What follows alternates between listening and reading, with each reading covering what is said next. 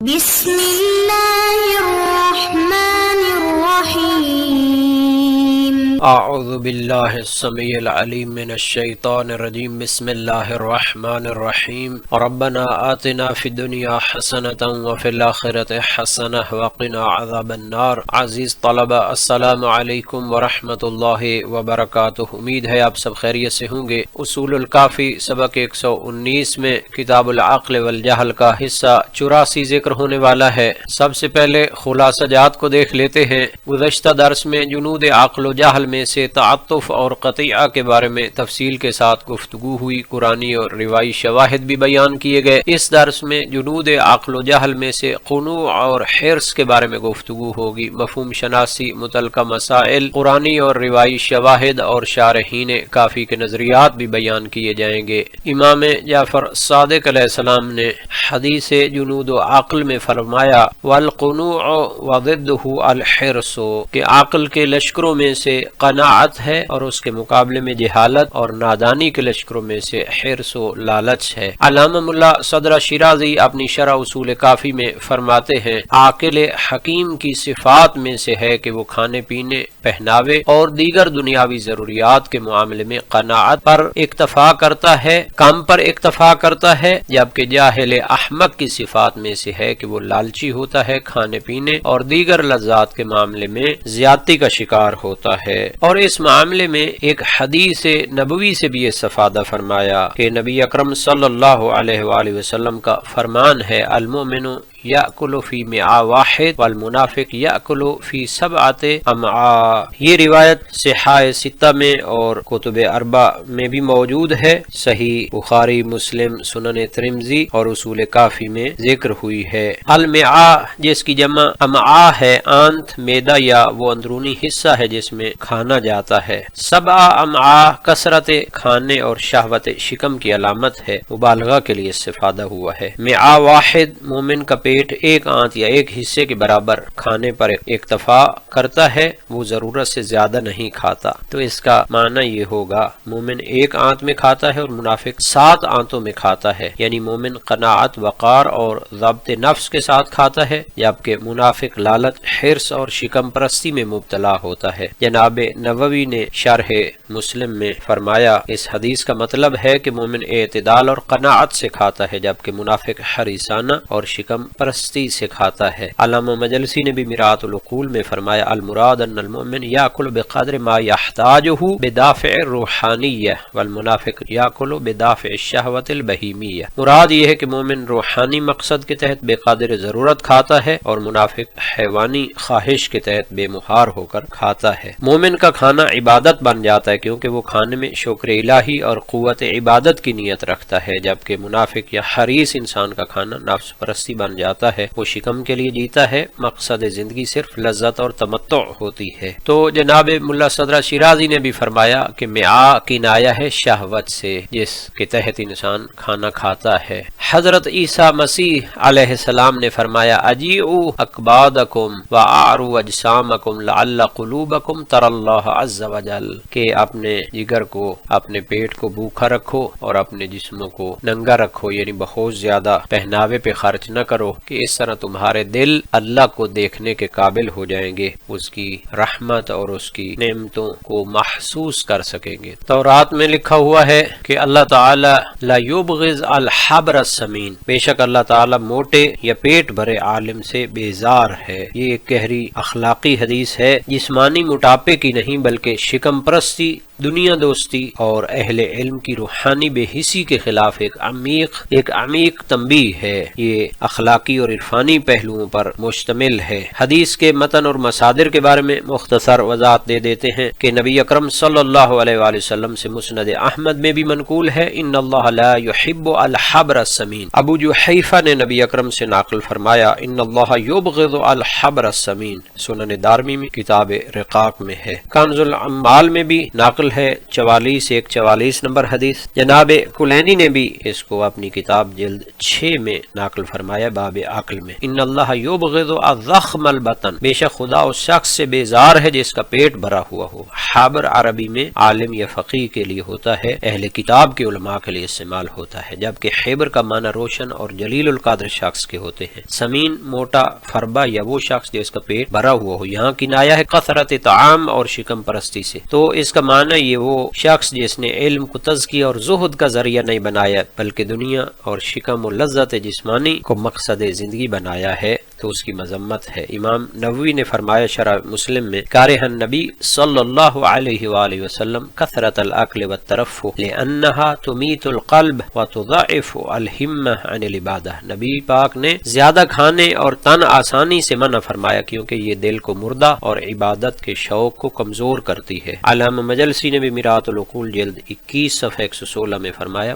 المراد بالسمین ہنا من اشتغل بلذات البطن وترک العمل بعلمہ فصار علمہ حجتا علیہ، سمین سے مراد وہ دانش مند ہے جو پیٹ کی لذتوں میں مشغول ہو اور اپنے علم پر عمل نہ کرے تو اس کا علم اس پر حجت بن جائے گا۔ اسی طرح اللہ صالح مازندرانی نے بھی ذکر کیا ہے۔ جناب امام خمینی علیہ رحمہ نے بھی فرمایا، البطنہ تغلف القلب وتحجب الروح عن مشاہدۃ الانوار والعارف یفر من الشبع کما یفر من المعصیہ، پیٹ کا بھرا رہنا دل کو غلاف کر دیتا ہے اور روح کو انوار الہی کے مشاہدہ سے روک دیتا ہے، عارف سیر ہونے سے ایسے بھاگتا ہے جیسے گناہ سے۔ سید ابن طاؤوس نے کتاب کشف المحجہ میں فرمایا، من اراد ان یتذوق لذت المناجات فلیقلل طعامہ ونومہ وکلامہ، جو شخص مناجات الہی کا لطف چکھنا چاہتا ہے وہ اپنے کھانے، سونے اور بولنے کو کم کرے۔ جناب ملا صدرہ کی اسفار میں بھی ہے، الشرح والبطن من ثمار الجہل لأنها تقوی القوا الحیوانیہ وتضعف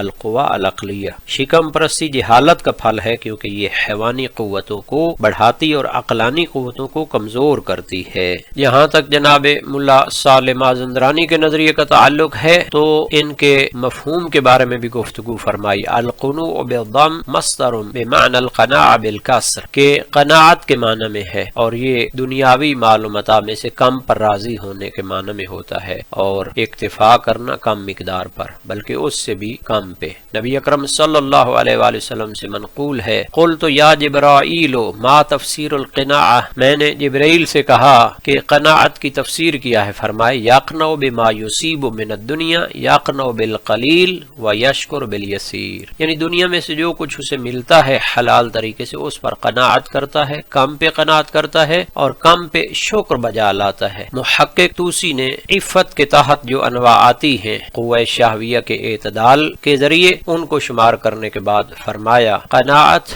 رضا نفس فی المأکل والمشارب والملابس وغیرها بما یسد الخلل من ای جنس اتفق، کہ انسان قناعت کے درجے پر تب فائز ہوتا ہے جب کھانے پینے، پہناوے وغیرہ میں اتنی مقدار پہ راضی ہو کہ جو اس کے لیے ضروری ہو، اور اس کی قرآن اور سنت میں تاکید اور ترغیب کی گئی ہے۔ نبی اکرم صلی اللہ علیہ وآلہ وسلم کے لیے اللہ تعالی نے فرمایا، وَلَا تُعْجِبْكَ أَمْوَالُهُمْ وَلَا أَوْلَادُهُمْ، کہ تمہیں ان منکرین اور مشرکین کے اموال اور اولادیں تعجب میں نہ ڈالیں، وَلَا تَمُدَّنَّ عَيْنَيْكَ إِلَى مَا مَتَّعْنَا بِهِ أَزْوَاجًا مِّنْهُمْ زَهْرَةَ الْحَيَاةِ الدُّنْيَا، یہ دنیاوی زندگی کی شادابیاں جو ان کو ہم نے دی ہیں تو ان کو آنکھیں کھول کر نہ دیکھو۔ امام باقر اور امام صادق علیہ السلام سے بھی منقول ہے، من قنع بما رزقہ اللہ فہو اغنى الناس، جو شخص قناعت کرتا ہے اور اس رزق پر جو اللہ نے اسے عطا کیا ہے تو وہ سب سے غنی شخص شمار ہوتا ہے۔ امیر المومنین علیہ السلام کا بھی فرمان ہے،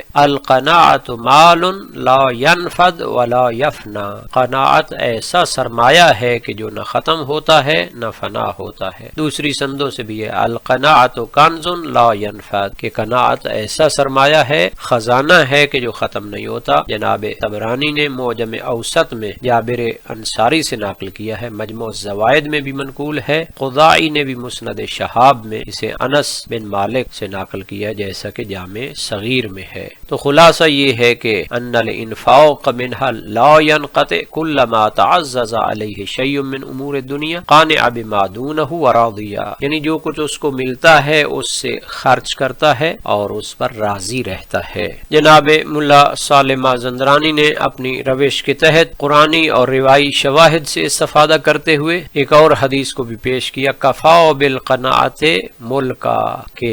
حقیقی بادشاہ قناعت کے ذریعے ہوتی ہے، یعنی قناعت جو ہوتی ہے یہ انسان کو ہلاکتوں سے بچاتی ہے، کسی کے سامنے ہاتھ پھیلانے سے بچاتی ہے۔ مزید فرمایا جب آپ اس قناعت کی حقیقت کو سمجھنا چاہتے ہیں تو انبیاء، اوصیاء، اولیاء اور صلحاء کی زندگی اور ان کی سیرت کو دیکھیں، اپنے نبی پاک صلی اللہ علیہ وآلہ وسلم کی سیرت کو دیکھیں کہ آپ نے کتنے کم کھانے پہ گزارا فرمایا ہے، اور آپ کھجور کو اپنی شیرینی سمجھتے تھے، کھردرے لباس پہنتے تھے اور کس قسم کا ایندھن استفادہ کرتے تھے، جبکہ قناعت کے مقابلے میں حرص اور لالچ، دنیاوی شادابیاں، دنیا کی لذات میں انہماک، تو یہ قدر ضروری جو عقل و ناقل کی روشنی میں جائز ہے، تو افراط زیادتی کا شکار ہونا یہ قوہ شہویہ میں انحراف کے شعبوں میں سے ہے، افراط شمار ہوتا ہے اور انسان کے لیے طرح طرح کی مشقتیں اور امراض کا سبب بنتا ہے۔ شبہات میں تو پڑتا ہی پڑتا ہے، کئی مرتبہ محرمات کے ارتکاب تک پہنچ جاتا ہے۔ اس لیے امیر المومنین علیہ السلام نے فرمایا الرغبۃ مفتاح النصب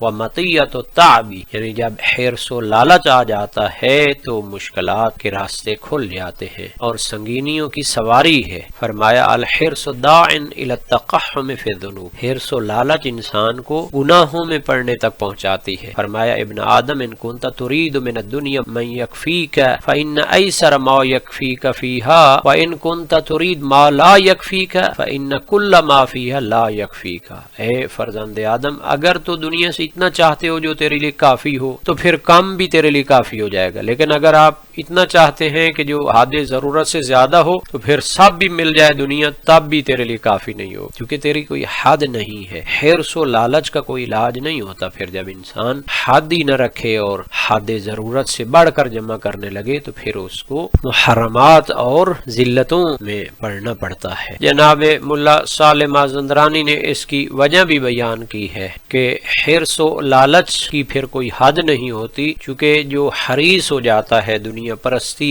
کی حد تک پہنچ جاتا ہے تو ضروری مقدار پر وہ راضی نہیں ہوتا، تو اس کا لالچ اور اس کی امیدیں اس کو بے شمار اور غیر محدود حد تک لے جاتی ہیں۔ اگر اسے 9 حصے 10 حصوں میں سے دنیا کے مل جائیں تو وہ 10واں حصہ بھی طلب کرے گا، پوری دنیا مل جائے تو پھر اور دنیا کو وہ طلب کرے گا حتیٰ کہ وہ اسی حرص و لالچ میں فوت ہو جائے۔ لیکن جو دنیا کی ضروری مقدار ہے اپنے لیے، اپنے اہل و عیال کے لیے، تو وہ حرص میں شمار نہیں ہوتی بلکہ وہ عبادت ہے۔ نبی اکرم صلی اللہ علیہ وآلہ وسلم کا فرمان ہے القاد علی عیالہ کالمجاہد فی سبیل اللہ، اپنے اہل و عیال کے لیے محنت کرنے والا ایسے ہے جیسے راہ خدا میں کوشش کرنے والا ہو۔ ہاں اس قدر ضروری کو چھوڑے گا تو مذموم شمار ہوگا اور وہ شہوت میں خمود ہوتا ہے کہ جو قوت شہویہ میں تفریط شمار کی جاتی ہے۔ جہاں تک قنوع و حرص کے متعلق علمی مسائل کا تعلق ہے تو مفہوم شناسی کو دیکھ لیتے ہیں۔ لسان العرب میں ابن منظور نے فرمایا القناعت الرضا بالقسم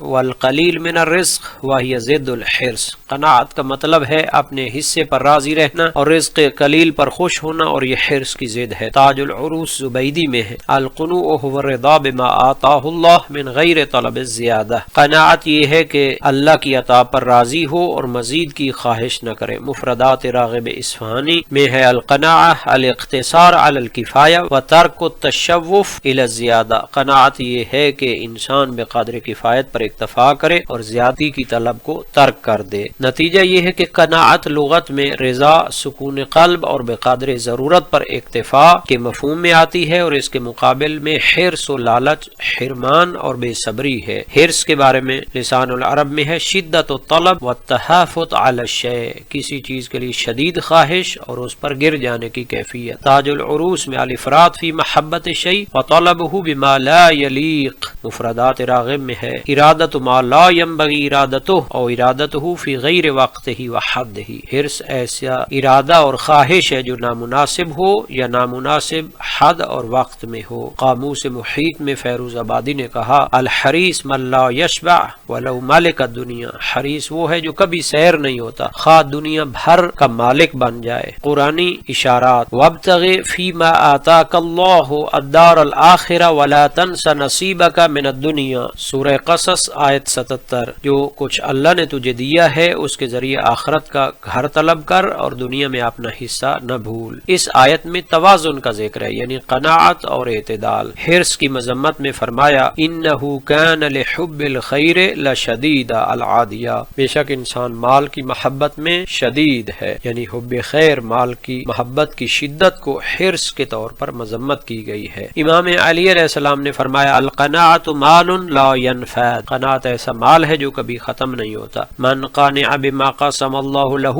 فہو من اغنى الناس، جناب امام صادق علیہ السلام کا فرمان ہے جو اللہ کے دیے ہوئے پر راضی رہا وہ سب سے زیادہ غنی ہے۔ رسول اکرم صلی اللہ علیہ وآلہ وسلم کا فرمان ہے لو کان لابن آدم وادیان من ذهب لابتغى لهما ثالثا، اگر ابن آدم کے پاس سونے کی 2 وادیاں ہوں تو وہ تیسری کی خواہش کرے گا۔ صحیح مسلم میں نقل کیا کتاب الزکوٰۃ باب الحرص میں۔ عرفاء و علماء کے نظریات، ملا صدرہ نے اسفار میں فرمایا القناعۃ من جنود العقل لانها تسکن النفس وتبعدها عن التعلق بالهیولہ، والحرص من جنود الجہل لانه یغرقها فی الظلمات المادیہ، قناعت عقل کے لشکروں میں سے ہے کیونکہ یہ نفس کو سکون دیتی ہے، اسے مادی تعلق سے دور کرتی ہے۔ حرص جہل کے لشکروں میں سے ہے کیونکہ یہ نفس کو ظلمتوں میں غرق کرتی ہے۔ امام خمینی علیہ الرحمہ نے بھی فرمایا القانع یرا ید اللہ فی الرزق والحریص یرا قوتہ وسعیہ فالاول موحد والآخر غافل، قانع اپنے رزق میں خدا کے ہاتھ کو دیکھتا ہے اور حریص اپنی کوشش کو، پہلا موحد ہے اور دوسرا غافل۔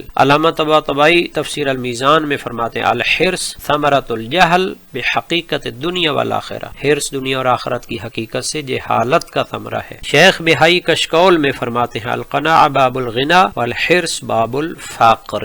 امام علی علیہ السلام سے منقول ہے الحرص داء لا دواء لہ، حرص ایسی بیماری ہے کہ جس کی کوئی دوا نہیں ہے، انسان کو لالچ، دنیا پرستی اور دائمی اضطراب میں مبتلا کرتی ہے۔ مزید قرآن کریم سورہ حدید میں فرمایا لکی لا تأسوا علی ما فاتکم ولا تفرحوا بما آتاکم، تاکہ تم جو کچھ کھو بیٹھو اس پر غمگین نہ ہو، جو کچھ پاؤ اس پر مغرور نہ ہو۔ یہ آیت قناعت کی روحانی بنیاد بیان کرتی ہے کہ مومن کا دل رضا اور تسلیم سے معمور ہوتا ہے۔ حرص کی مذمت میں فرمایا ان الانسان خلق ہلوعا اذا مسہ الشر جزوعا واذا مسہ الخیر منوعا المعارج، بے شک انسان بڑا حریص پیدا کیا گیا ہے، جب اسے تکلیف پہنچتی ہے تو جزا کرتا ہے، جب خیر آتی ہے تو بخل کرتا ہے۔ من قانع لم یفتقر ومن راضی لم یغضب ومن زاہد لم یحزن، امام علی علیہ السلام کا فرمان ہے جو قناعت کرے وہ کبھی فقیر نہیں ہوتا، جو راضی رہے وہ کبھی غضبناک نہیں ہوتا، جو زاہد بنے وہ کبھی غمگین نہیں ہوتا۔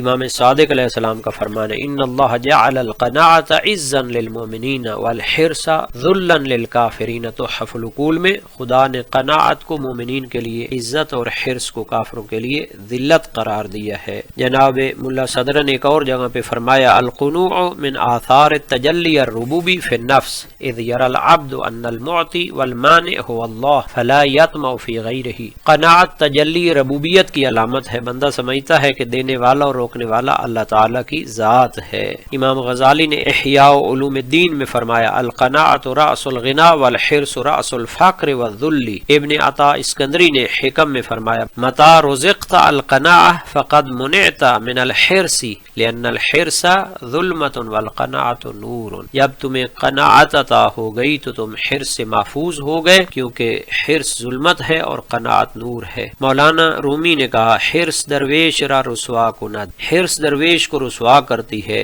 ایمان کے نور کو سیاہ کر دیتی ہے۔ جناب علامہ مجلسی نے میرات العقول میں فرمایا القناعة من جنود العقل لأنها تدل على رضا العبد بقضاء الله وقدره هذا لا يتحقق الا بعد کمال الایمان ونور المعرفة۔ قناعت عقل کا لشکر اس لیے ہے کہ یہ بندے کے راضی بالقضاء ہونے کی علامت ہے، یہ حالت ایمان و معرفت کے کمال کے بغیر ممکن نہیں۔ مزید علامہ طباطبائی کا المیزان میں فرمان ہے الحرص ينشأ من الجهل بسنن الله في الرزق اذ لو علم العبد ان رزقه مقدر له لما تعلق قلبه بالدنيا وزخارفها۔ حرص اس جہالت سے پیدا ہوتی ہے جو بندے کو سنت الہی کے فہم سے محروم رکھتی ہے، اگر وہ جان لے کہ رزق مقدر ہے تو دنیا سے دل نہیں لگاتا۔ محقق نراقی کی جامع السعادات میں بھی ہے القناعة وسط بین الحرص والتبذیر وهي من امہات الفضائل لأنها تثمر الرضا والزہد والتوکل۔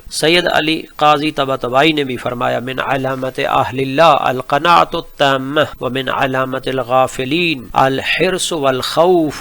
من الفقر۔ اسی طرح ابن عربی کا بھی قول ہے القناعة من شہود الربوبیہ فی التدبیر والحرص من الجہل بها۔ آج کے سبق کا خلاصہ دیکھ لیتے ہیں۔ جنود عقل و جہل میں سے قنوع اور حرص کے بارے میں گفتگو ہوئی، مفہوم شناسی، قرآنی اور روایی شواہد اور شارحین کے کلام کو ذکر کیا گیا ہے۔ مولانا رومی کا شعر ہے حرص آتش است اندر جان مرد، حرص انسان کے دل میں جلتی آگ ہے اور قناعت وہ پانی ہے جو اس شیطانی حرارت کو سرد کر دیتا ہے۔ امام شافعی کے دیوان میں ہے رأیت القناعت رأس الغنا فاستغن بالقنع تکن ملکا، میں نے قناعت کو غنا کی بنیاد پایا، قناعت اختیار کر لو تو تم بادشاہ بن جاؤ گے۔ خلاصہ یہ ہے کہ قناعت اور حرص کی اصل تعلق قلب سے جڑی ہے۔ قناعت دل کی توجہ کو منبع رزق یعنی اللہ کی طرف مرکوز کرتی ہے، حرص دل کی توجہ کو وسائط رزق یعنی دنیا میں منتشر کر دیتی ہے۔ تو